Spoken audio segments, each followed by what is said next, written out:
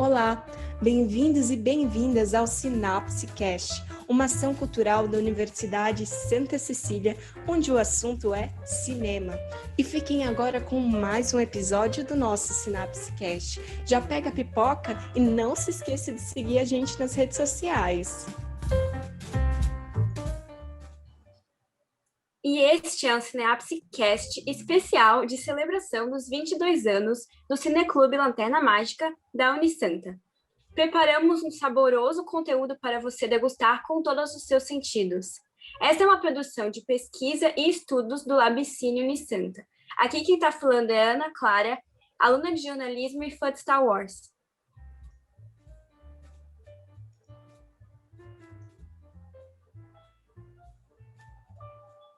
A Júlia tá muda, no caso. Júlia. Ai, meu Deus do céu. Tá bom. Aqui quem fala, gente, é a Júlia Bal. Lembrando que nós sempre trazemos assuntos saborosos para você sobre a relação da experiência do cinema com narrativas imersivas. Então, é tudo a respeito de narrativas imersivas do cinema. Olá, sou Eduardo Ritt. Vem com a gente debater o afeto e o desejo em suas mais diversas formas cinematográficas. Oi, eu sou a Shadia Becker, eu sou estagiária do Cineclube e eu preparo postagens todos os dias nas nossas mídias sociais, então aproveita e segue a gente lá. O nosso Instagram e YouTube é @cineclubelanternamágica, facebook.com/cineclube.lanternamágica. E nós também temos um blog que é www.unisanta.br/cineclube. E também quero lembrar a todos que quem quiser fazer comentários e perguntas pode fazer na nossa live, que eu vou ficar de olhos bem abertos.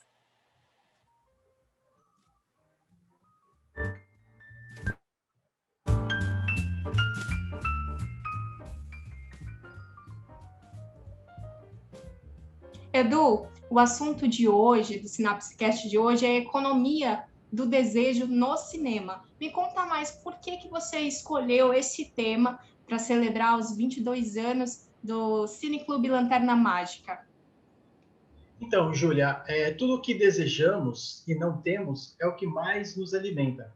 Essa é uma frase da amiga, né, e também frequentadora do Lanterna Mágica, apoiadora de longa data, né, a nossa querida Márcia Tique, que é psicóloga, sexóloga. E daí, né, vem essa questão dessa frase, desse desejo de ver, fazer cinema, né? Então, assim, é uma questão que participar do cineclubismo é uma ação de puro desejo. Então, criar um cineclube, pensar um cineclube, dialoga com essa questão da economia do desejo, que é o que a gente vai destrinchar, né? O que a gente vai colocar na mesa e vamos conversar. Eu vou trazer também alguns slides para que a gente possa abordar, mesmo para que, assim, no caso, você que está nos ouvindo só, eu vou falar um pouco também sobre o que está sendo mostrado, e se você quiser depois, pode também nas nossas redes sociais, onde vai estar como videocast, né? O Sinapse, ele é híbrido, ele tanto é um videocast, né, como um podcast. Então, se você só nos ouve agora, você pode depois ver essas imagens, mas a gente vai tentar também, óbvio, né, que dialogar com você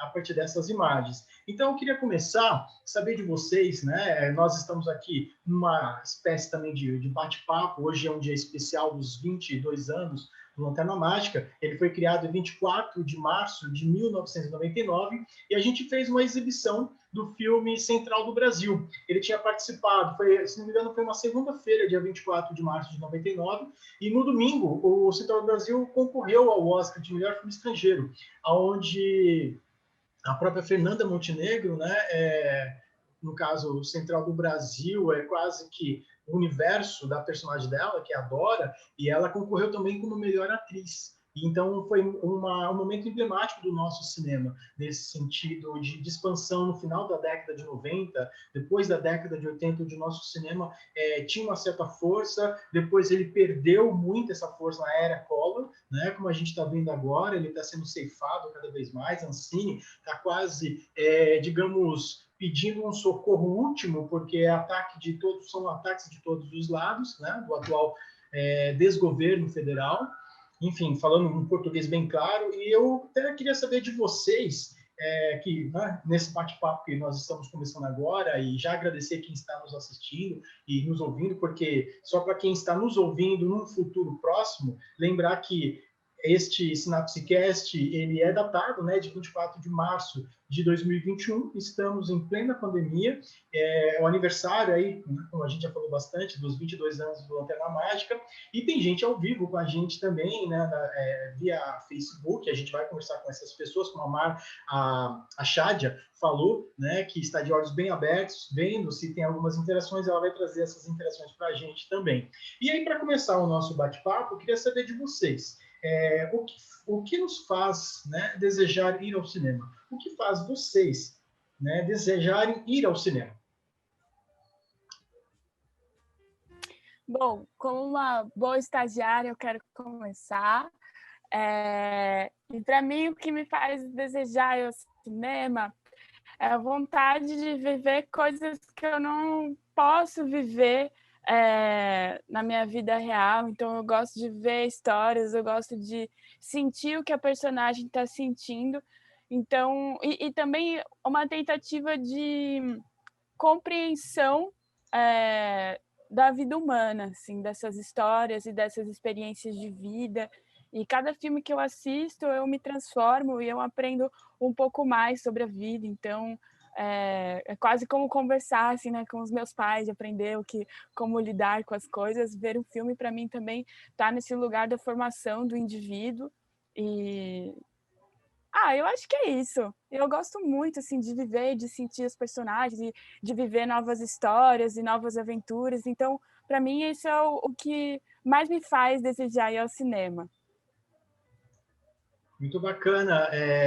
A Júlia, parece que já liberou seu áudio. Gostei bastante, Shadia, um pouco desse universo. É bem interessante isso. Isso é muito cerne, né? A essência também do cineclubismo. E é bem, bem interessante todas essas questões. A gente vai falar muito sobre essa questão da economia do desejo no cinema. Como que é isso? A gente passou no esquema. Então, eu vi que nós já temos um público bacana no Facebook. Então, você que está aí nos assistindo agora, e você no futuro próximo que também está nos ouvindo, nos assistindo, logo, logo a gente vai falar um pouco mais sobre a questão da economia do desejo. Júlia, com você.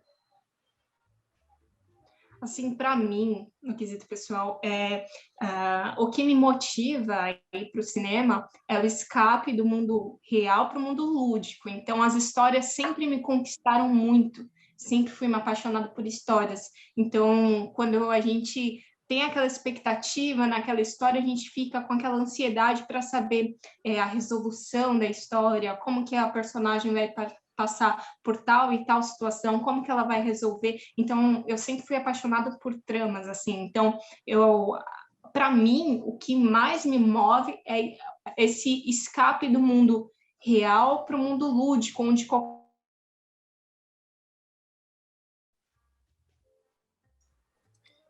Legal, Júlia. Ana, você?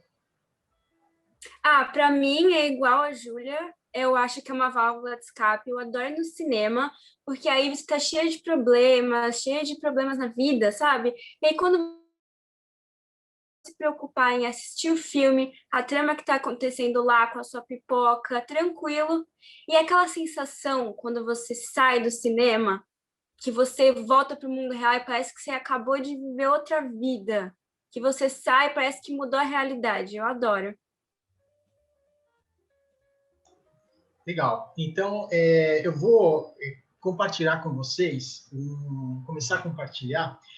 Depois tem algumas outras questões que a gente vai voltar também, após uma breve explanação que eu vou fazer sobre a economia do desejo.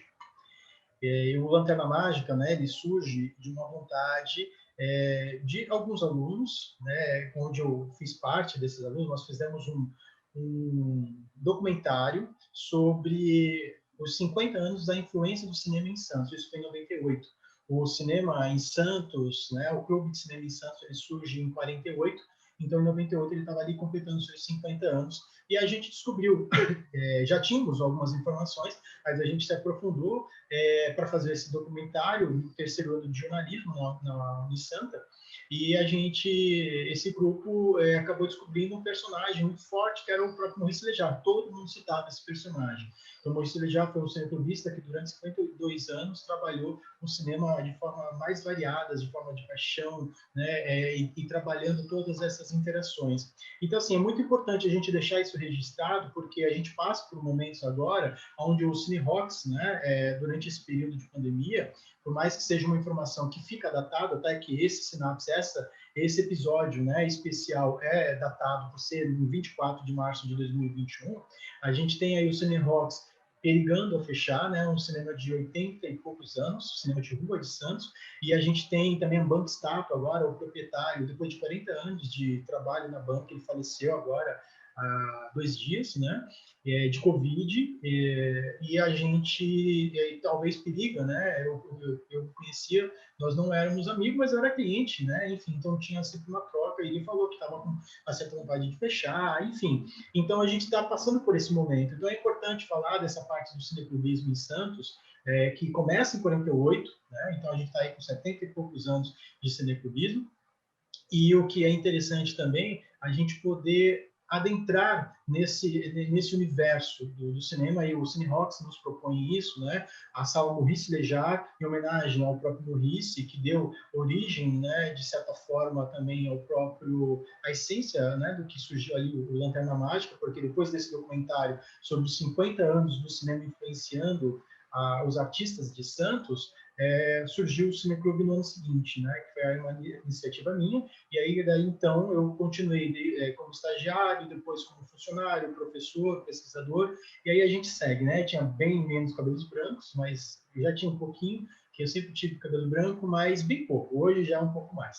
Enfim, então essa é só uma história breve do Lanterna Mágica, e o que é interessante, eu vou compartilhar aqui com vocês os slides, para quem estava bem no comecinho, já viu, né, esse slide.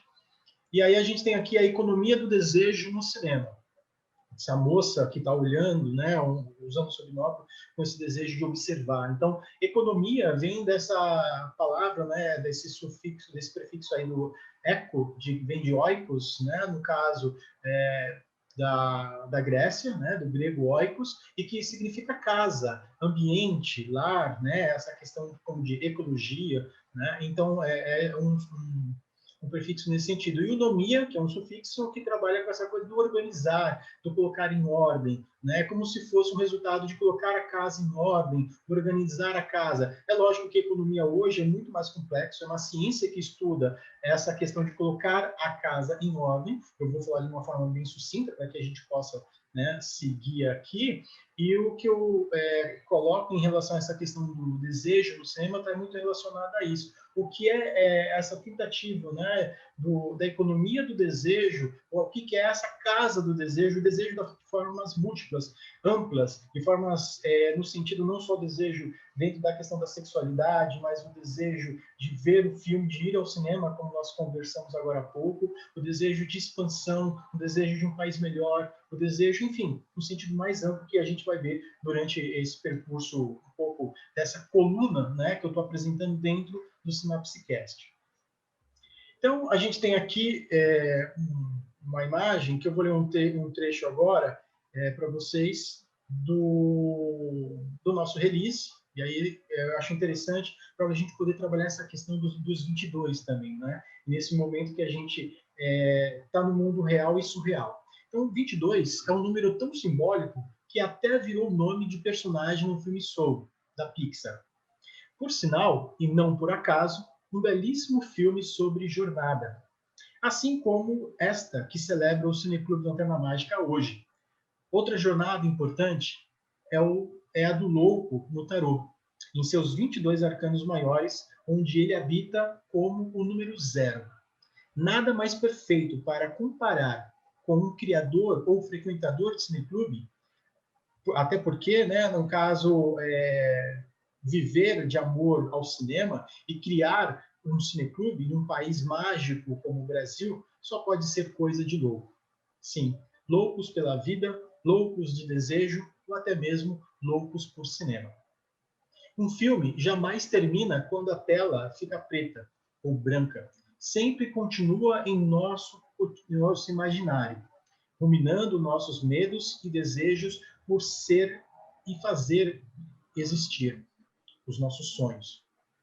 Nada dá mais prazer a um cineclubista do que um bom e franco bate-papo quando termina um filme devastador de certezas. Aquele que a gente às vezes fala, nossa, foi um soco no estômago.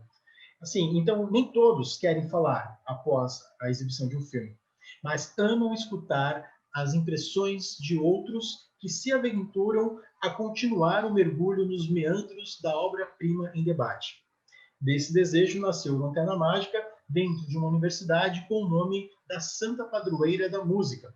Sim, Santa Cecília cuida de uma parte que é essencial ao cinema, a paisagem sonora, a melodia e a arte de dar ritmo aos nossos anseios de ver além do aqui e agora. Nesses 22 anos, muitos realizadores e sonhadores passaram pela Sala Maurice Léjart de Cinema, um espaço-tempo onde acontecem algumas das peripécias cinematográficas do Cineclube. Aliás, esta sala completa, em 24 de setembro deste ano, seus 20 anos de criação. Mesmo numa época de tantas perdas e dores, Lanterna Mágica faz questão de reverenciar e celebrar a glória criativa que habita a alma humana. Então, esse é um texto que a gente colocou no nosso release, simbolizando, a gente não tinha como proposta fazer uma festa, até porque tem tanta coisa acontecendo e a gente não quer só ficar também preso à dor, mas celebrar a vida. Né? Então, assim, a economia do desejo, ela trabalha muito com isso, né? Com essa questão do enredo. O plot no cinema significa enredo. E o enredo está muito relacionado à questão do passado, do presente e do futuro. Então, essa interação entre presente e passado e futuro, ou passado, presente e futuro, ou até mesmo futuro, presente e passado, está muito relacionado ao que nós temos como também essa relação com a economia do desejo, porque o cinema ele vai fazer na sua linguagem, utilizando de vários canais de expressão, seja pelo figurino, pelas cores, pela iluminação, pela forma como ele enquadra um personagem, se é um plano aberto, um plano fechado, a forma como tem a interpretação, tudo isso está dentro desse enredo. E esse enredo joga com a gente, é um grande jogo. Então, qual é o ponto de vista que você vai trabalhar? Então, tem muito essa relação, coisa que nós falamos no começo sobre o que nos faz ir ao cinema. É buscar também, dentro do nosso enredo de vida, dos nossos desejos que às vezes a gente não confessa, mas trocar, de repente, na sala escura do cinema com aquele desejo do que você está vendo. E há uma projeção. Então, o passado, ele nada mais é do que algo que ficou, que rumina na gente, que ainda, de repente, a gente ou não trabalhou, ou que, de alguma forma, está sendo, ainda tem uma certa presença. O presente é esse aqui agora, é esse momento onde tudo está vindo, que vem do passado, a ressignificação do passado, a gente vai ver um pouco sobre isso, e o futuro nada mais é do que um desejo, né, de algo, uma projeção de algo que possa vir a ser, que de repente vem influenciado do passado ou algo que está acontecendo neste presente. Então a gente costuma falar que nunca se mudou tanto o passado e o futuro como no tempo atual, né, devido a tantas coisas, tantas informações. Tá? Então, por todos os lados, a gente tem essas informações, esses pontos de vista. Tá? Essa é uma parte mais introdutória, e aqui a gente tem um momento, como aquele momento do enredo, né, que eu acabei de mostrar, aquele ponto central, onde o anjo ele toma uma decisão. Eu quero continuar como anjo, ou eu quero amar essa mulher, essa trapezista, e cair, né? Virar um anjo caído ou virar um humano, na verdade, e ter corpo, ter essa interação. E então, assim, esse instante, ele está muito relacionado a isso, né? A essa frase que, sem desejo, não se atravessa nem a rua. Então, para quem está nos ouvindo, a imagem que eu mostro é do filme Asas do Desejo, que até brinca com o próprio nome, do Wim Wenders. É um filme de 86, 87, e é um filme que marcou época, né? E até hoje ele é muito forte, a sua temática e o que ele traz, né?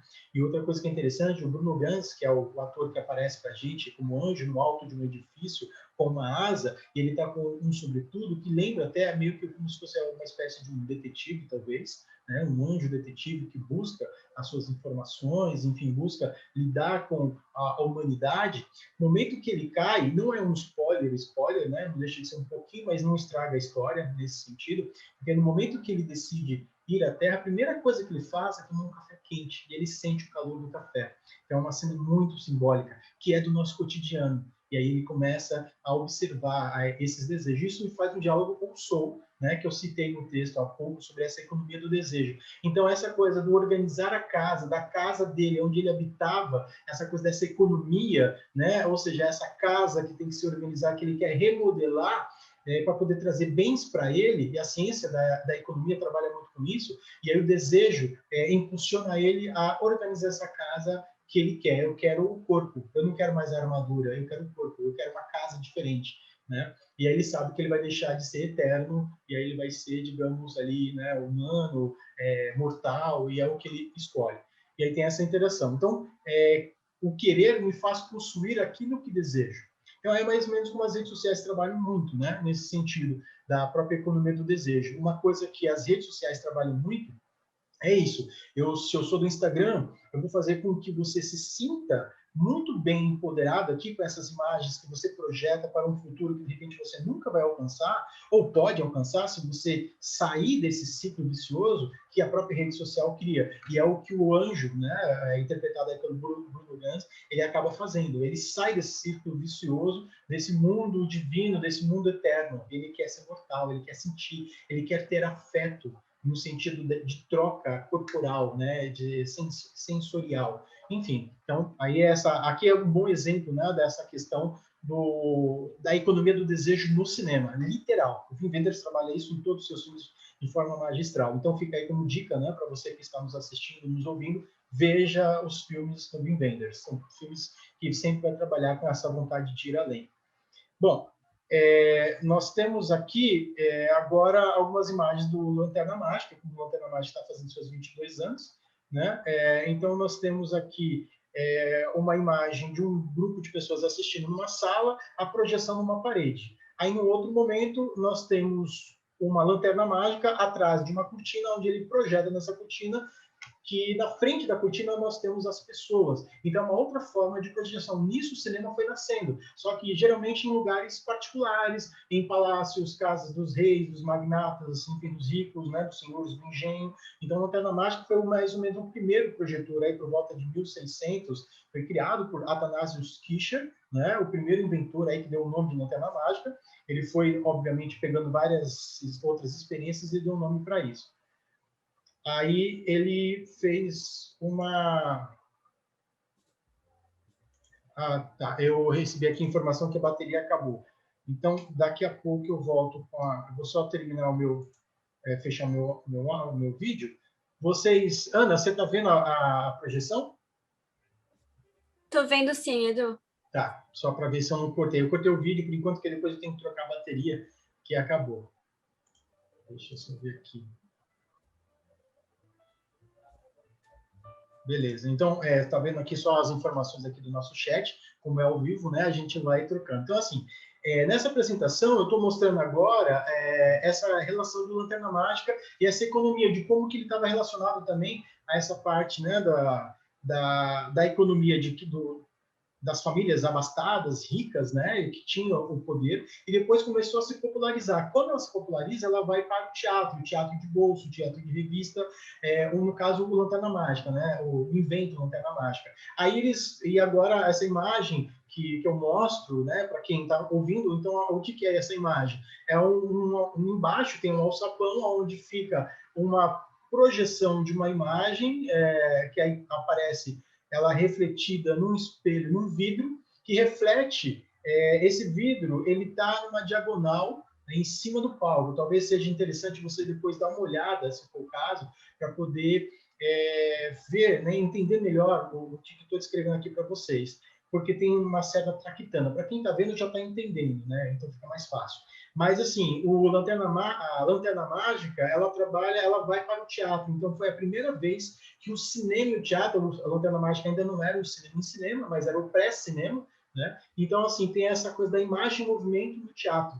Hoje é muito comum, né? Ainda mais em tempos de pandemia, o teatro ser filmado, a pessoa que não pode ir para um palco, né? Mesmo quando vai para o palco hoje, é filmado, enfim, tem todas essas interações. Então, essas economias, ou seja, essas casas, esses ambientes, então, o eco, né, da economia, então, quais são esses outros ambientes e que tipo de interação que acontece? Então, é muito rico esse termo, né, da economia do desejo. Assim como existem outras economias, a economia circular, a economia sustentável, a economia criativa, e que alguns, né, digamos, algumas gestões públicas, assim pelo Brasil afora, também como em outros lugares, acabam, digamos, se apropriando, principalmente da economia criativa ou da economia da cultura, para poder se valer de algo que às vezes não é seu e do qual não corresponde com uma política cultural para que isso venha a existir ou continuar a existir. Então, é muito comum. Isso acontece em Santos, né, na gestão anterior, na outra, na atual,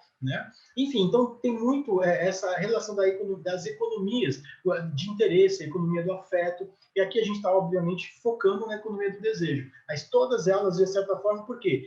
Estão presentes porque as pessoas pagam para assistir esse espetáculo.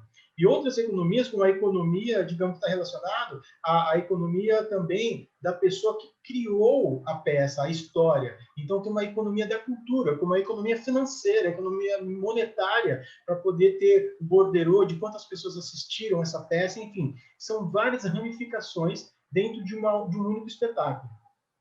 Enfim, então, é um pouco dessa gamificação do desejo, né, dessa interação que a gente tem pautado aí para poder colocar esse experimentar do ser. Então, utilizar o teatro, utilizar o cinema, um jogo interno. Porque onde que está a gamificação disso?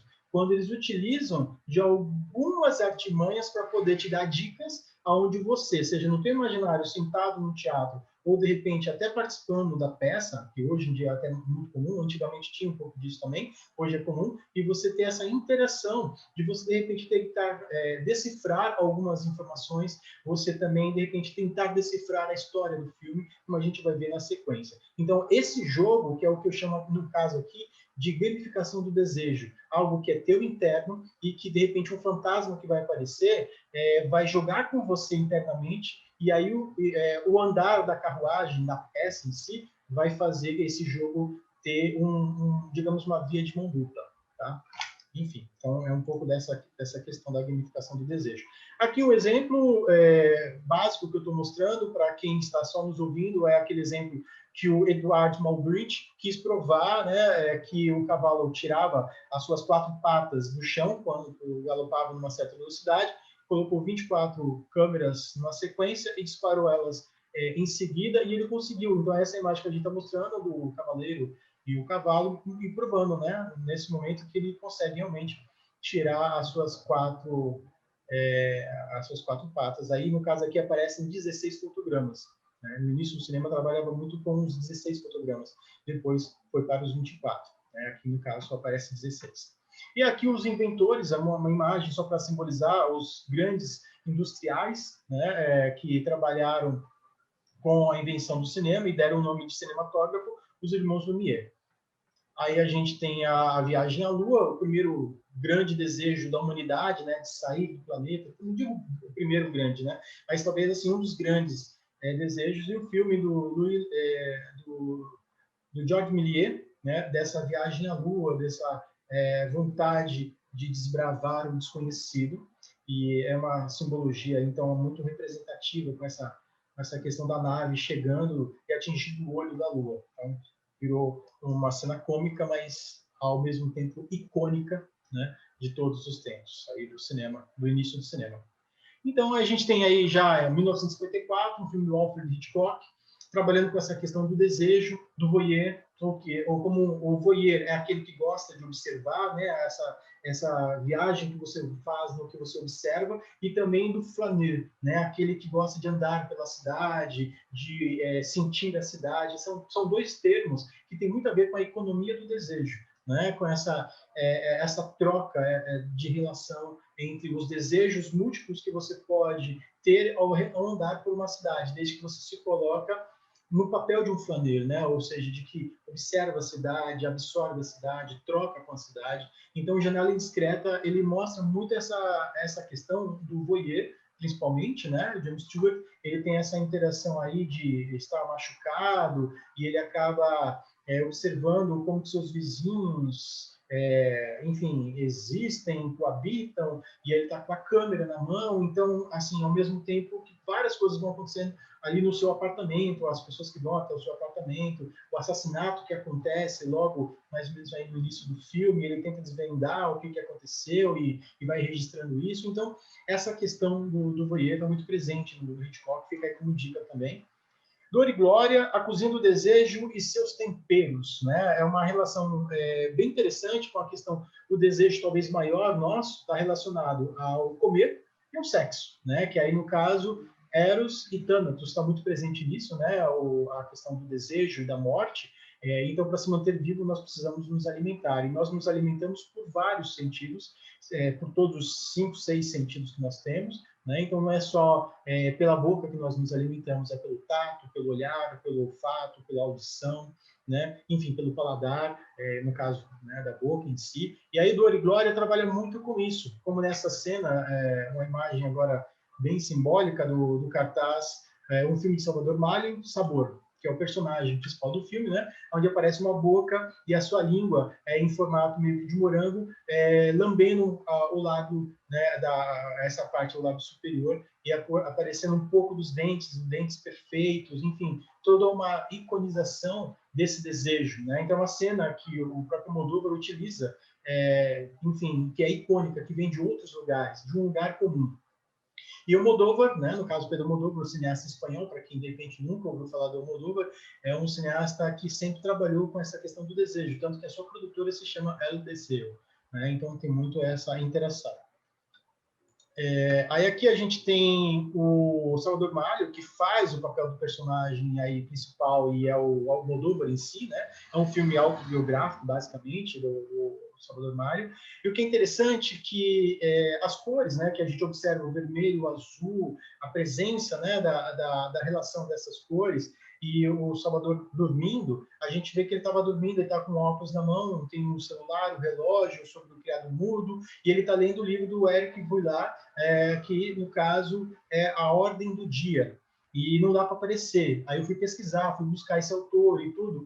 Então é coisa de um cineclubista, né? Então o cineclubista, ele vai pegando as referências que o filme vai dando, porque o bom diretor, ele não te entrega tudo de mão beijada. Isso é a economia do desejo, porque se eu te entregar tudo de mão beijada, o desejo que você tem, de repente, pelo que eu estou querendo te entregar, se vai, né? Se esvai, é muito mais, assim...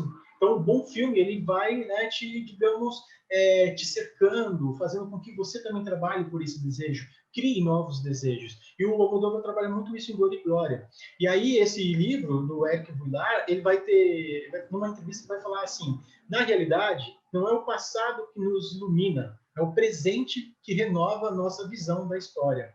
Então, assim, ele tem uma referência ao outro livro do Fernando Pessoa, né, sobre o Desassossego, o livro do Desassossego, e é um personagem que está passando por essa dificuldade. Então, todas as obras, as pinturas, tudo que tem de economia criativa até, né, as esculturas, enfim, a forma da roupa dele, da mobília, o apartamento dele, que é uma cópia do próprio Almodóvar, né, no filme aparece esse apartamento do Salvador Mário, mas é a cópia do apartamento do Almodóvar, pelo menos da sala, né, e a cozinha é muito parecida, segundo o Almodóvar, com a cozinha dele. Mas, lógico que aí ele vai colocar um pouco de cinema, porque é um filme, o Dor e Glória é um filme dentro do filme, tá? Então, vários livros que ele mostra tem essa referência. Na cozinha que a gente vê agora, tem um vermelho muito bem presente, tem aí o quadro, né, que aparece, no caso, com um cacho de uva, fazendo referência ao útero feminino, né? A pintora, que tem o sobrenome Malho também, ela faz essa referência ao feminino nesse quadro. Não é do Almodóvar, ele pegou emprestado esse quadro para poder colocar. Muitos outros quadros que aparecem no filme é dele. Então, tem essa economia do desejo do Almodóvar de querer esse quadro, mas não é dele, mas ele quer na obra dele. E se ele não tivesse esse quadro, ele ia fazer alguma referência, né? Porque o Almodóvar faz muita referência ao universo feminino. Esse filme não é diferente, né? Embora o personagem principal seja o o próprio Almodóvar, né? Ou no caso aí o nome do personagem Salvador Mário. Mas o que é interessante aqui, ele e o Alberto, eles estão passando por um momento de reaproximação, eles acabaram de experimentar heroína, a mesa está cheia aí da droga e tal, eles tomaram, e ele começou a passar mal. Então é um momento da cozinha, né? Onde há uma ambientação para a relação desses personagens. Aí isso vai estar relacionado à linguagem do desejo. Quando termina essa cena, basicamente, que aí o Alberto vai embora, que é um ator amigo dele de longa data, de mais de 25 anos atrás e tal, nós temos aí verde, né, no caso, presentes a maçã verde, né, mais 5, 6 maçãs aí, mais ou menos, e um pudim, que parece um vulcão. E o pudim está muito relacionado ao desejo, que é a sobremesa, né? Muitos de nós comemos, né, até na nossa infância a gente aprende, você quer sobremesa? Então tá, come, né, o feijão, o arroz, batatinha, a carninha, aí você vai comer o pudim. Então sempre vem essa coisa do desejo. E a gente queria já abocanhar o pudim antes de tudo e nem comer o resto da carne ou da comida em si. Enfim, então tem essa relação, as cores, a iluminação, né, a ambiência, né, ou seja, o oikos, né, o eco da cena está organizado de uma forma onde esse desejo não está habitando aí. Por mais que a iluminação mostre a maçã, e ela aparece em alguns momentos, faz possivelmente sim também essa referência também a essa questão do Éden, né, essa relação do homem e da mulher, essa questão arquetípica, né, e a gente tem aí o pudim. E aí, no momento que um ex-amante do personagem principal, do Salvador, aparece, eles vão tomar um shot de tequila e aí o pudim já está cortado uma parte, ou seja, o desejo já está sendo consumido. E a cozinha é quase que a mesma ambiência, né? E vai se trocando. As maçãs estão presentes ali também. Enfim, há um jogo entre as cores. O verde, o vermelho são cores opostas, cores que criam um certo conflito e gera interesse. E gera, digamos, esse desejo de continuar habitando esse conflito, né? Então são cores opostas, verde, vermelho, que gera, mesmo que sutil, porque o vermelho é o que mais aparece na cena em si.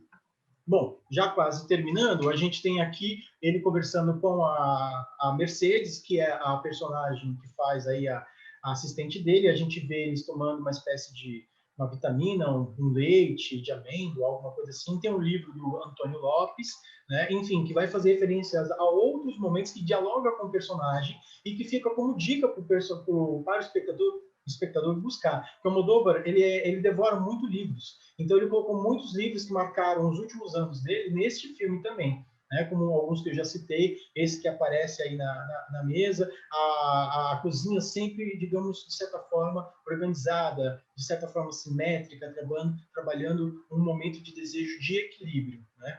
Aí, um outro momento que ele está com a mãe dele, onde a mãe dele já está um pouco doente e tudo, a gente vê a cozinha do outro lado da porta, que é uma porta de vidro que tem algumas pinturas que criam, digamos, um grafismo que você vê partes da cozinha, mas você vê bastante partes cinzas, né? Uma outra cor. Num canto você vê flores, que até então não tinha aparecido na cozinha, e aí aparece mais, meio que entrecortado, porque essa porta de vidro e essa pintura não deixa ver bem, né? Mas você vê ali já mais frutas, porque é o momento que ele está com a mãe.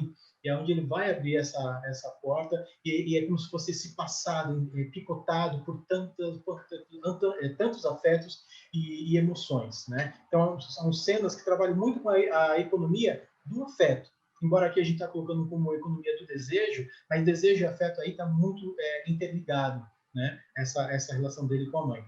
Enfim, então aqui quando aparece ele já deitado com a mãe, ela está olhando uma foto deles e tal, enfim, e aí a gente tem uma luminária vermelha, sutil, e o olhar dele, essa troca, então abre para uma cena que foi justamente o que a cena da cozinha fez, né? Depois da conversa que eles tiveram. Então, essa economia do desejo, que eu estou colocando aqui como nome de economia do desejo, é o que o diretor de fotografia vai trabalhar, os seus assistentes, o diretor de arte, o diretor geral, no caso aqui o Pedro Almodóvar, enfim, até os produtores, quem vai divulgar. Então, essa economia do desejo está presente em cada um desses detalhes. E a gente pode nomear, né, essa economia como a economia do desejo, até por esse desejo de construir esta grande casa chamada, no caso aqui, filme Dor e Glória. Bom, aí a gente tem o The Crown, que é a luz e a sombra. Aqui ficou com uma sobra, né? Até fica meio como digamos, um erro proposital, né? Como desejo, porque nós temos aí a história da Rainha Elizabeth, né? Basicamente que a história da coroa, é uma série da Netflix, e que nós temos muita luz, né? E para o povo, em geral, tirando quem está ao redor da coroa, né? O seu marido, a sua irmã, sua mãe, seus filhos, os empregados, os primeiros ministros que passam pela sala lá, que vão toda semana conversar com ela e tal, só tem a sobra, né? Ou que a gente pode chamar de sombra também. Mas aí fica um ato falho que eu não tinha percebido, mas de alguma forma foi proposital. Enfim. Então, assim, economia, como eu disse, né, que é uma ciência que estuda os fenômenos relacionados com a obtenção e a utilização dos recursos materiais necessários ao bem-estar. E aí fica em relação ao The Crown, que a gente vai ver só duas cenas, eu já estou quase terminando essa parte de coluna, e aí fica essa pergunta, é o bem-estar para quem? Né? No caso, para a coroa, a representação que a rainha tem. Então, The Crown ele vai utilizar muito da psicologia, muito da economia do desejo, principalmente pela iluminação. Se você não assistiu, fica aí como uma dica, em termos, a gente está falando de 22 anos do Cineclube, eu sempre busquei isso. Lá no início do Cineclube, eu exibi 7 filmes do Stanley Kubrick, porque o Kubrick ele morreu, se não me engano, em fevereiro de 99, alguma coisa assim. Aí, em abril, nós fizemos o primeiro ciclo de cinema, foi em homenagem ao Kubrick, devido até, né, à morte dele e tudo. E eu assisti 7 filmes na sequência. E quem assistiu também, né, ficou com essa sensação de ter uma proximidade com o Kubrick, né? Ou seja, parece que ficou amigo, devido a gente ter assistido uma sequência ali cronológica dos seus filmes. Então é muito interessante você assistir o The Crown na sequência que vem de série mesmo, né? No caso do Kubrick não foi uma série, foram filmes que às vezes passaram anos, enfim, coisas diferentes, filmes bem diferentes e tal. Mas no caso do The Crown consegue trabalhar muito bem isso e trabalha muito com a economia do desejo pela iluminação. É uma grande aula de iluminação, de fotografia, de cinema na série, né? É o Adriano, eu não lembro o sobrenome dele, é o diretor de fotografia. Eu vou talvez lembrar, enfim, conforme a gente for depois conversando, é Adriano alguma coisa, ele é brasileiro, né? E é bem interessante porque ele traz a vida e a dor dessa... Adriano Goldman. Goldman, isso, exato. Então, o Adriano Goldman, obrigado, Ana. O Adriano Goldman, ele trabalha, né, junto com o Peter Coleman, que é o escritor, o showrunner, né? E o showrunner, o que é o showrunner? É o produtor criativo, o produtor que cuida, digamos, da economia do desejo de um filme, basicamente. Lógico que se você perguntar para o Peter Coleman sobre essa questão de economia do desejo, não, eu cuido da parte criativa, dos negócios, mas de como que as engrenagens do roteiro, porque ele também é um dos roteiristas normalmente, né, ele faz ali toda essa estrutura. Então é muito interessante a gente observar como os dois, lógico que não são só os dois, tem o diretor de arte, a diretora de arte, a diretora porque tem episódios que são diretoras diferentes, tem muitas mulheres dirigindo vários episódios, é bem interessante porque mostra muito o mundo feminino, mas ao mesmo tempo massacrado pelo masculino. O personagem principal é a rainha, mas ao mesmo tempo ela é muito subjugada. É legal ter o olhar da mulher, né? E nisso tem a iluminação, o contraluz. É um filme quase um filme noir. Então, o filme noir, né, que é um estilo de se fazer cinema, trabalha muito com o desejo. E o The Crown é muito noir. Assim, é um filme que você termina... filme não, é série, né? Você termina querendo ver de novo. Eu fiz isso em alguns casos, como eu vou mostrar só 2 momentos. Aqui, que eu falei já sobre isso, né? A rainha como principal, e esse contraluz, essa luz que vem de fora, mas dentro da casa, né? No caso, o Palácio do Buckingham, enfim, todas as canalices que acontecem, alguns protagonizados pela própria rainha, pelo seu marido e tal, enfim, tantos outros personagens, primeiros ministros e tudo mais, Margaret Thatcher e tal. Então essa luz, esse jogo, né, de desejo, de vida e morte, da sombra da rainha, esse lado sombrio que o Jung fala muito, né, o arquétipo da nossa sombra, desse imaginário que às vezes a gente relega para um canto que a gente não quer lidar, né? Então tem muito isso nessa presença dessa relação com a coroa. Então tem essa representação nessa foto aqui de divulgação. Aqui é uma cena do episódio Bereaved, o Bereaved, né, no caso aí em inglês, e a irmã da rainha, né, a Margaret, ou a Margot, para os íntimos. Então, ela está se apaixonando pelo futuro marido, aí ela está conhecendo o fotógrafo e tal, e eles estão se relacionando, tudo. Então, esse ambiente da fotografia, os contraluzes, a forma que ela está, de repente, assim, em alguns momentos fumando, a foto que ela tira famosa, que foi uma foto verdadeira, que nem tudo na série é verdade, mas o que é interessante é isso, a economia do desejo trabalhado para mostrar esse lado que, de repente, não é verdadeiro da série, acaba trazendo muito de verdade para o que é hoje. Aquilo que eu falei sobre passado, presente e futuro. Então, essa série fala de agora. Embora aí, mais ou menos nos anos 50, 60, se não me engano, a roupa dela, todo o estilo possa representar isso. Mas está falando do momento de agora. Né? Então, até que no final, não vou falar, mas por que é o nome Biril? Né? Enfim, tem toda uma representação forte com esse jogo de desejo entre os dois. Aí você que vai assistir, se não me engano, é o terceiro episódio da segunda temporada, não tenho certeza, mas enfim, você vai assistir, aí é bem interessante que você vai poder decifrar essa personagem no final, porque o que é legal é isso, né? O bom roteiro, ele te traz muito disso, é um ponto de virada. Um simples detalhe mostrado no final do episódio faz com como se fosse uma chama, ou seja, a economia do desejo. Né? Todos os desejos levantados são todos ali subjugados e unidos também ao mesmo tempo para poder você tirar a sua conclusão a partir dos seus medos, das suas vontades, dos seus anseios, da sua bagagem cultural. Esse episódio ele é uma aula pura de roteiro, de cinema, enfim, de humanidade, de várias coisas. Tá? Então, já aí quase terminando, Trilogia dos Copos, só uma representação de alguns trabalhos que eu fiz, trabalhando com a questão da economia do desejo, com o cinema ao vivo. Aqui o Como Assim, que é um filme feito ao vivo, onde os atores filmam algumas cenas antes, depois a gente projeta nessas telas, e eles estão ao vivo também interagindo com a música, a luz que está atrás, então como a gente está observando aqui, né, nessa imagem, o ator e a atriz atrás de telas. Aqui eu chamei Porque Te Amo, é um outro live cinema, que é feito também no mesmo formato, gravamos cenas anteriores, depois a gente joga na tela e faz com que a atriz dialogue com o espectador ao vivo, né, tendo essa troca com o alimento, com vendas, é uma marca, né, registrada tanto da Hit Filmes, que é a minha produtora, como também do Cineclube Lanterna Mágica da Unisanta, trabalhar com o cinema além da tela, o cinema expandido. Isso é cinema expandido e trabalha muito com o cinema em tempo real. Aqui um último exemplo, né, o filme Parpadeu, de 2015. O Parpadeu fala sobre essa questão do piscar, né, da sedução, de você quando pisca, como se você estivesse cortando a realidade, editando a tua realidade. Tem um lado poético do nosso piscar, né? Então é como se você tivesse a cada X momentos por minuto, você está piscando e você está editando, está cortando essa realidade. Então, a gente vai nesse detalhe, nesse instante do piscar, que párpado são as pálpebras, né, em espanhol, e parpadeu é o piscar. E aí a gente tem essa relação com o público, o desejo está presente na hora, no corpo do ator, na relação com alguns alimentos que são mostrados, as cenas são colocadas, as roupas utilizadas. Então, tudo isso trabalha com a economia do desejo em detalhes, o que nos leva a desejar, né? Enfim, então é isso, né?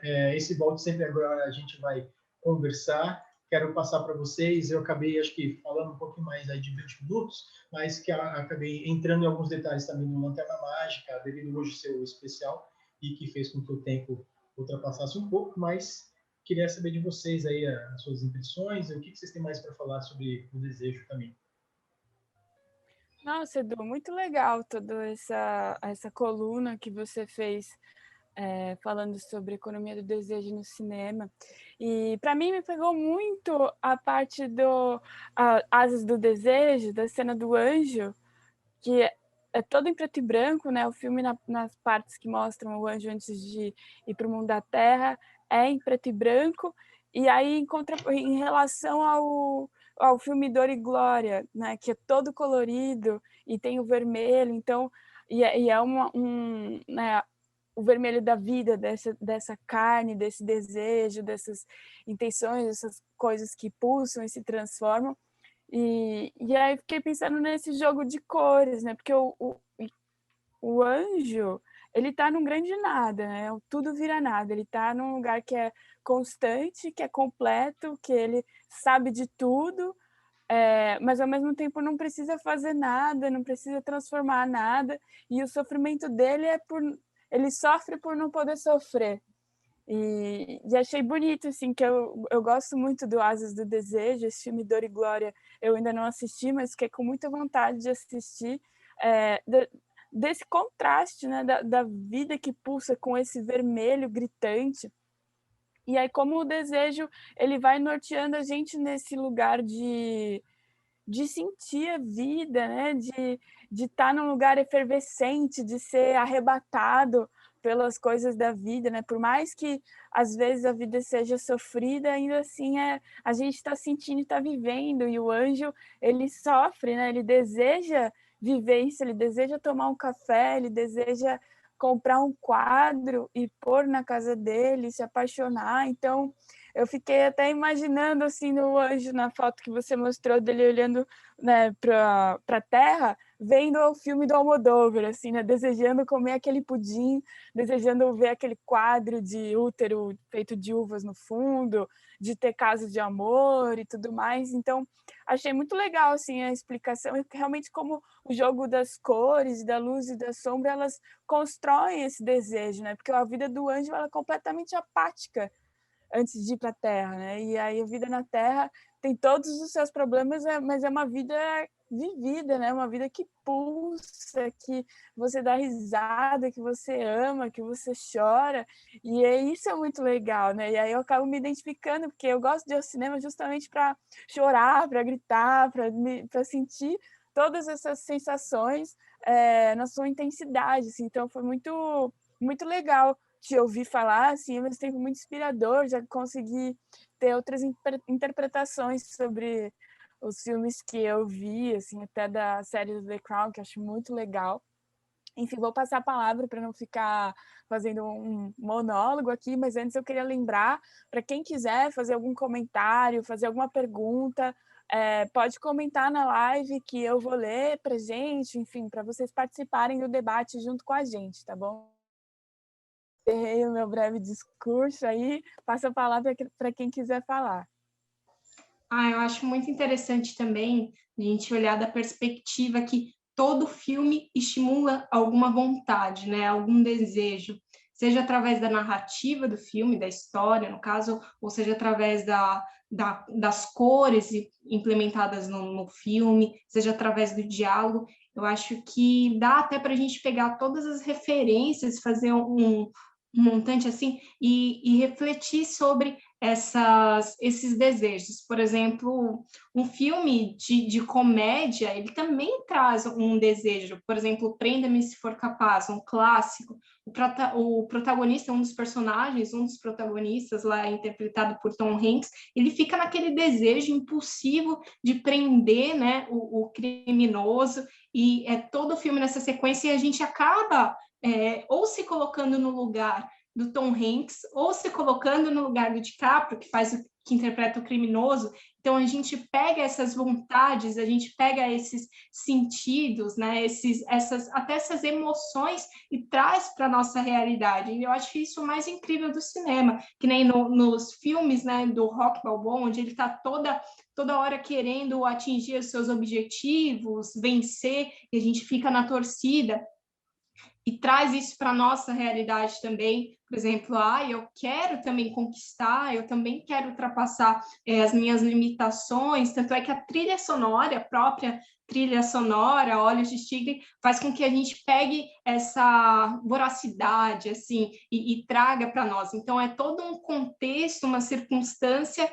que nos engloba, que nos imerge nessa economia do desejo do cinema. Eu acho isso super interessante, como está pautado em cada filme essa atenção, independente da categoria, independente do gênero, independente da duração ou da direção do filme. Todo filme tem uma economia do desejo embutido, isso é muito interessante.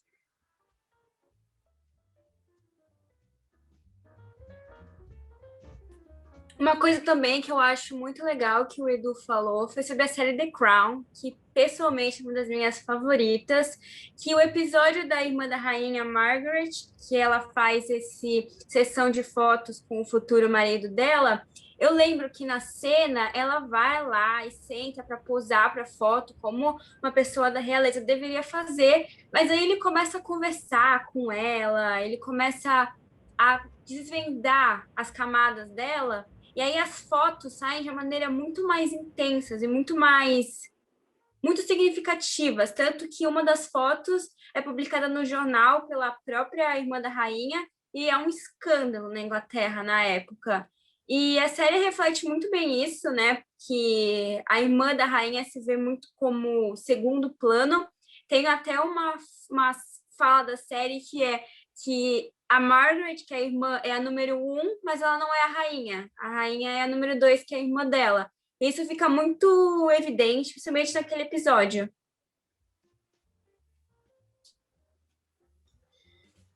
Bem interessante que você colocou, né? Porque todas essas interações, né? Que o The Crown ele acaba sempre pegando cada episódio, não todos os episódios, que normalmente a rainha sempre, né, é a principal, enfim, mas cada episódio vai falar de um lado nosso humano, né? Esse lado de repente da criança ferida, vocês estão um pouco, né, sobre essas interações e esse desejo de ser aceito, o desejo de você poder expandir, enfim, como uma pessoa, como um destaque, até essa dicotomia, né, ou essa briga entre a rainha e a sua irmã, porque quando criança, a série mostra um pouco disso, que quando criança as duas tinham desejo pelo poder, não tanto a Elizabeth, né, mas a irmã mais nova queria ser, e ela até, segundo algumas, não sei se é verdade, aí a série mostra isso, mas pelo menos mostra aquilo que eu falei, mostra como um desejo dessa interação entre eu quero ser aceito e ter o poder como você, porque você é minha irmã, é mais velha e como é né, a primeira, e enfim, tem essa coisa do reinado e tudo, e aí ela que assumiria no lugar do pai. E aí tem momentos que vai mostrando essa interação entre as duas, quem era a preferida do pai, aí parece que a Margaret, né, era a preferida do pai, enfim, tem todas essas interações. E agora, assim, para aproveitar, né, esse momento que a gente está falando, se você que está nos assistindo agora, né, porque é ao vivo, né, esse nosso episódio de hoje é ao vivo, quiser fazer alguma colocação, alguma outra informação que você queira trazer, ou algum filme que você tem, né, em relação a, tipo, é um filme que te transborda o desejo, um filme que para mim, que trabalha muito com essa questão do desejo de viver, de ir além do que a gente pode, nos nossos medos, é o Benjamin Button, né? O Curioso Caso de Benjamin Button. Outro muito forte para mim é o Amélie Poulain, O Fabuloso Destino de Amélie Poulain. São dois filmes que falam, né, desses personagens que transitam entre um mundo mágico, né? Um nasce muito velho, com 80 anos, e vai rejuvenescendo, e a outra vive num mundo de magia, de trocas, das dificuldades na cidade de Paris, enfim. Então, são dois grandes exemplos, né, para a gente poder também abordar a economia do desejo, como foi falado tanto da Chádia, no caso do Asa do Desejo, a Júlia também citou os filmes. E uma outra pergunta que eu queria, só para a gente já ir mais ou menos para o final, depois eu só tenho 3 slides para mostrar, para fazer uma celebração, aí a gente já vai encerrando. Se você que está nos assistindo agora tem alguma pergunta, mesmo você que está nos ouvindo, nos assistindo num outro espaço-tempo, num outro momento, pode mandar pergunta para a gente também. Tá? Então, assim, tem uma outra pergunta que eu queria fazer para as nossas apresentadoras aí, eu estou aqui mais como colunista, né? É assim, que tipos de desejos o cinema alimenta? Nós já falamos algum, mas só para a gente trabalhar de novo um pouquinho, assim, sei lá, de uma forma breve, seja, né? Porque a gente já falou de alguns. Mas assim, que tipos de desejo o cinema alimenta para vocês? Olha, para mim, alimenta desejo de transformação. Porque eu vejo com elas e, de certa forma, por mais que eu esteja vivendo de uma forma passiva, de estar assistindo, eu sinto que eu me coloco num lugar de experiência, assim, acho que o cinema propõe essa experiência e as palavras experiência, ela contém a palavra transformação, então eu saio da sala de cinema ou do meu quarto depois de assistir algum filme nas plataformas de streaming, querendo mudar o mundo, querendo mudar, não quem eu sou, mas melhorar as minhas relações, as minhas atitudes, quem eu sou enquanto ser humano. Então, eu acho que me deixa mais inquieta, e o cinema estimula, ele fomenta mais inquietações e mais questionamentos e mais mudanças, então me dá um desejo de ir para fora e, sei lá, rasgar tudo, assim, como se fosse um cenário de um palco que aí eu saio do quarto e começo a puxar tudo para começar de novo, assim, e começar uma nova coisa que eu não sei qual que é. Então, acho que o cinema, ele me move para esse lugar. Para mim também, o cinema é muito sobre transformação, mas muito quando eu saio da sala de cinema, depois de ver um filme, eu sinto vontade de viver alguma coisa, de me apaixonar, ou de sair para uma aventura, ou de fazer alguma coisa que transforme o mundo, me faz querer viver mais intensamente do que eu já tinha vivido antes. Para mim, o cinema me alimenta de muitas formas. É um pouco do que a Ana falou, é um pouco do que a Chádia falou, de viver, de querer transformar, mas também no sentido mais útil da coisa. Por exemplo, se tal pessoa, tal personagem está usando tal coisa, isso também me alimenta o desejo pelo olhar, pelo visual. Ou, por exemplo, ela mora em tal cidade, me alimenta o desejo de conhecer aquela ambientação. Eu acho que eu sou muito pega pelo visual, isso é algo muito, muito pessoal, mas pelos olhos eu consigo captar mais indícios e mais sinais que depois eu vou pesquisando, e aí eu acabo ficando com mais fome, mais desejo, entendeu? Eu acho que eu pego muitas referências pelo visual também. Muito bacana aí as colocações de vocês. Eu assim, nem tenho muito o que acrescentar, que eu concordo também, e acho que é muito do que vocês falaram, né? E dessa interação. Eu acho que o Cineclube trabalha muito isso, e falando aí dos nossos 22 anos de Cineclube, né? De cineclubismo aí na cidade de Santos, eu vou mostrar só 3 slides bem breves, para poder marcar esse dia de hoje, né? Que a gente está no momento aí de tantas perdas. Aí eu falei lá no começo, enfim, sobre a questão do próprio Cine Rocks, que está perigando fechar. Espero que não feche, acredito que não vai fechar, está tendo uma vaquinha. Só entrar lá em contato com o pessoal do Cine Rocks, tem uma campanha, né? Tem uns e-mails lá no site deles e tudo, vocês podem pegar mais informação para quem quiser ajudar. O Viva Rocks, né? Que eu não lembro agora o e-mail, acho que é vivarocks@cinerocks.com.br, alguma coisa assim, mas pesquisando lá no próprio site deles, do cinerocks.com.br, você vai saber mais informação. A Banca Estátua, não sei se vai fechar ou não. Havia, né, uma vontade de se fechar um tempo atrás, devido a tudo que está acontecendo. Enfim, eu não sei, mas é uma banca muito importante para mim, enfim, para quem gosta de quadrinhos, de álbum, vários álbuns eu comprava lá. E cinema, para mim, é cinema, pastel no Gonzaga e Banco Estátua para ficar folheando, e às vezes até ler metade do gibi, né? O Amâncio, que foi o proprietário que faleceu agora, ele sempre ficava meio bravo, então ele começava a colocar plástico, né? Porque a gente costumava a ler como a gente vai numa biblioteca, só que ali não é uma biblioteca, né? Mas enfim, às vezes você lia um pouquinho da história, tá bacana, gosta, eu comprava, enfim. Então, é uma coisa bem interessante trazer essa humanidade para esse momento, um momento muito importante.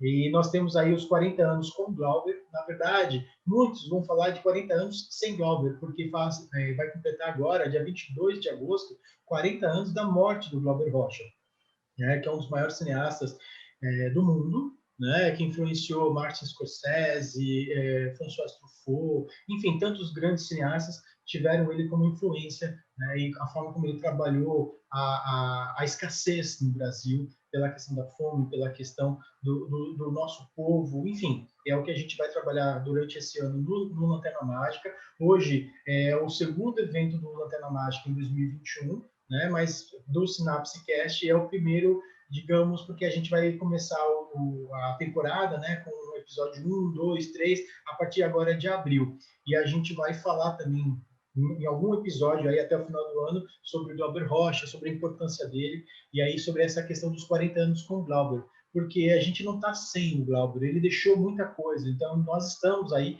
mais do que nunca, né, com ele, ainda mais do que está acontecendo nesse momento, ele bradava muito sobre isso, né, sobre essas questões. Aqui uma imagem que eu peguei da internet, enfim, não lembro de quem, mas para poder simbolizar o posto 4 Cinearte, ou Cinearte posto 4, né, que é num posto de salvamento, para quem não conhece aqui, nunca veio a Santos, para quem de repente está assistindo, nos ouvindo. Então, a gente está aí vendo uma imagem onde, né, tem uma ciclovia em frente ao cinema e atrás está a praia. Né? Então, você sai do cinema e tem um luxo, às vezes, quando você vai assistir um filme à tarde, e aí, quando tinha horário de verão, você sai com o pôr do sol. Ou mesmo não no horário de verão, dependendo do filme, você sai dali e ainda tem o pôr do sol. Então, você sai de um filme para outro filme. E um filme, às vezes, dependendo do pôr do sol, mais bonito do que o filme que você acabou de assistir. Ou um dialoga com o outro. Isso aconteceu várias vezes comigo. E ele está completando agora, vai completar, né, acho que em novembro deste ano, 30 anos de existência. Eu fui na inauguração e o primeiro filme que eu assisti no Posto 4, no Cinearte Posto 4, foi Asas do Desejo. Foi um filme que eu saí de lá, assim, tipo, até chegar em casa, o filme ainda tava, sabe? Aquela coisa forte. Enfim, é um filme que assisti no cinema que tem 48 lugares, de jeitinho de cineclube, lotado, enfim. Teve umas pessoas comentando no final, então tinha muito aquilo. Eu nem pensava em criar um cineclube. Na época eu tinha uma espécie de fã-clube, mas em casa. Enfim, então tem o Cinearte Posto 4, 30 anos, e aí nós temos a nossa queridíssima e única videolocadora de Santos, que está completando aí também 30 anos, agora em 2021, que é a Vídeo Paradiso. Então é muito importante, vai ficar registrado este momento nosso hoje, por mais que a gente passou um pouco aí da nossa 1 hora, que a gente está pensando em fazer o Sinapsecast hoje por volta de 40 minutos a 1 hora, né? Que é o normal das lives. A gente passou um pouquinho, mas também para poder fazer homenagem a esses grandes momentos, como eu falei do Cine Rocks, que eu falei da Banca Estátua, e aqui esses aí, a Vídeo Paradiso está fazendo os seus 30 anos. Vocês podem perceber, para quem não é de Santos, né, que de repente, pô, mas como assim? Uma locadora é uma casa, uma garagem? É uma locadora de garagem, está aí desde 91. Eu sou parceiro da Paradiso desde 96. Então, eu comecei com o cinema em 95, e aí minha parceria foi pegar alguns vídeos, filmes emprestados, que eles fazem isso desde sempre com o Cineclube, então eu sou muito grato à Rosana, ao Marcelo. Eu acho que é importante falar isso, deixar isso registrado, tanto no Facebook como podcast. E o que a gente tem aí é uma locadora, sim, que está dentro de uma sala da casa. A casa deixou de ser, a sala deixou de ser deixou de ser sala, né, para virar uma locadora, a sala de estar e a sala de jantar, enfim, e uma outra parte, né, então a parte de baixo da casa deles, que é um sobrado, é a locadora, e aí tem mais de 20 mil DVDs. Eu acho que, não sei se DVDs, Blu-ray, juntando, né, títulos, no caso, 20 mil títulos, tem por volta disso, tem filmes que você tem na locadora, a gente até no Cineclube, a Chádia é estagiária do Cineclube, ela vai começar a partir da semana que vem postar filmes que tem na Paradiso, mas que você não encontra em nenhum streaming, a não ser em algum lugar que você vai buscar, não sei aonde, na internet, né, na Deep Web, alguma coisa assim, talvez nem encontre. Então você tem lá algumas raridades. Então é muito importante, né? Então é uma locadora de rua, como normalmente sempre foram as locadoras, e a única locadora, talvez, se não me engano, acho que a da Baixada, talvez, não sei, mas de Santos é a única e a mais antiga. Isso é certeza, que é a mais antiga em atividade de toda a região litorânea de São Paulo, com certeza. Tá? Fica aí essas homenagens a esses 3 grandes momentos aí. Então é isso, eu vou mudar um pouco do roteiro, que o roteiro que a gente tem, eu falo um pouco depois, eu já vou me despedir aqui, agradecer, foi muito bom estar trocando com vocês, o que vocês trouxeram, né? Ana, a Chádia, a Júlia, e é isso, pessoal, obrigado e até o próximo episódio do Sinapse, deixo para vocês agora aí. Muito obrigada pela audiência e por terem acompanhado a gente nessa 1 hora que a gente está aqui conversando. próximo Sinapse Cast. Foi muito bom esse bate-papo. Lembrando que a produção desse Sinapse Cast foi de Chádia Becker, Vitória Felipe e Ronaldo Júnior. E o som e edição tá pela conta de Luiz Fernando Zufo. Até o próximo Sinapse Cast, gente. E aí, pessoal, muito obrigada pela participação de todos. E também queria lembrar de seguirem as nossas páginas, que são o Instagram e YouTube, @Cineclube Lanterna Mágica, Facebook, /cineclube.lanternamágica, e o nosso blog, www.unisanta.br/cineclube. Então, acompanhe as nossas postagens. Se vocês também quiserem que a gente fale sobre algum tema em específico ou faça alguma postagem sobre algum tema, manda para a gente, que estamos muito abertos a ouvir vocês. Obrigada. Luiz, sobe o som. Tchau, tchau, pessoal.